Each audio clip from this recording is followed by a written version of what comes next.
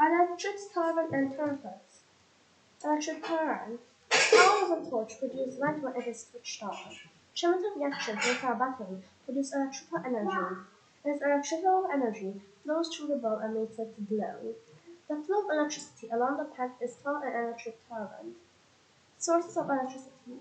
Electricity is a distilled gas totally changed out of daily lives. Lights, fans, refrigerators, TVs, mobile phones, computers, and many other machines that make our lives easier run on electricity. Can you imagine life without electricity? We get electricity from a variety of sources. Electricity can be produced by burning coal and from wind, moving water, sun, and other sources. We use electricity from these sources to run household appliances and industrial machines. However, for small portable items such as torches, we use electric cells. The electric cell. The electric cell is a simple source of electricity. It produces electricity from reactions with chemicals. It was invented by Italian scientist Alessandro Volta in the year 1800. The dry cell. The electric cells are used in torches and toys. Have solid salt or dry chemicals and are called dry cells. A dry cell is cylindrical in shape. It has a metal center that is raised on one end and a metal base or a door or the pressure at the other end. Examine the cross-sectional cell. Every cell has two ends called terminals. The container is made of a metal disc and is narrowed terminal. A metal cap is fitted on the top. It is marked with top plus. Inside a cell, the metal cap is soldered to a carbon rod which forms a positive terminal of the cell. A moist paper chemical is called a primary cell. It has to be replaced after all the chemicals inside it are used up. When terminals are connected with rods, a chemical reaction produces an electric current. Thus, in an electric cell, chemical energy is converted to electrical energy. The amount of electricity produced by a single cell is not very high. To get more electricity, many cells are connected end to end. The structure of cells is called a battery. In a battery, the positive terminal of one cell is connected to the negative terminal of the next cell. Other types of cells. Have you seen a car battery? It is called a secondary cell or a storage cell. It can be recharged again and again. This is an advantage over the dry cell, which cannot be recharged. Chargeable cells are also used for providing electronic gadgets like cameras, mobile phones, laptops, and calculators. Storage cells are a kind of rechargeable cell. They get recharged in the presence of light. The electric bulb. An electric bulb uses electric current to provide light. It has a thin, tall rod called a filament, which is made of a metal tungsten. The ends of the filament are attached to two tipped wires inside a bulb. One of the tipped wires is connected to a base of the bulb and the other side to a metal tube around the bulb. Thus, the base and metal tube form the two terminals of the bulb. The filament is enclosed in a transparent glass as coated with inert gas. When electricity passes through a filament, it is so hot that it glows. Electric circuits.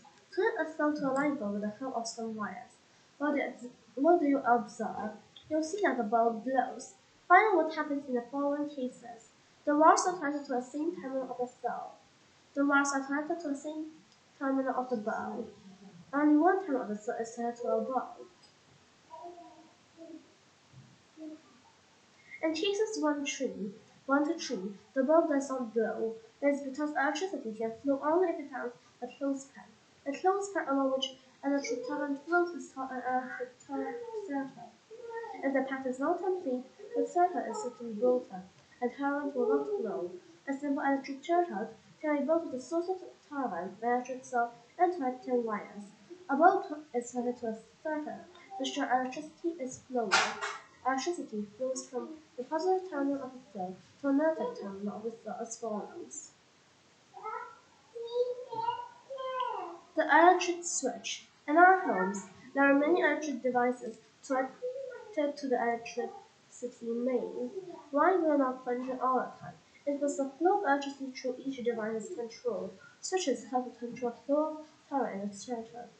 In the on position, they make the circuit complete. In the off position, they break the circuit.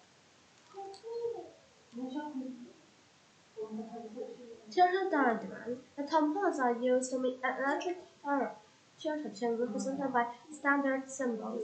The representation of an electric theatre with a whole of symbols is called a theatre diagram. A theatre diagram for a simple theatre consists of a bulb, a cell, and what is shown in figure 13.9. The electric torch. An electric torch uses a simple circuit to produce light. A jar has two cells connected to a small bulb. At the bottom of the torch, the cells are connected to a spring. This ensures proper contact between the cells and the bulb. A switch on the outside helps complete the circuit.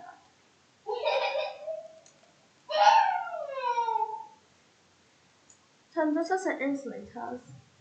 The bulb glows when objects such as a copper wire, the needle of a pencil, or a metal key is standing in a circuit. These objects are made of materials that allow electricity to flow through them. Such materials through which electricity flows are called conductors. Every part of an electric theatre has a layer of conductors, otherwise electricity will not flow through it. Other examples of conductors are aluminium, silver, nichrome, and tungsten.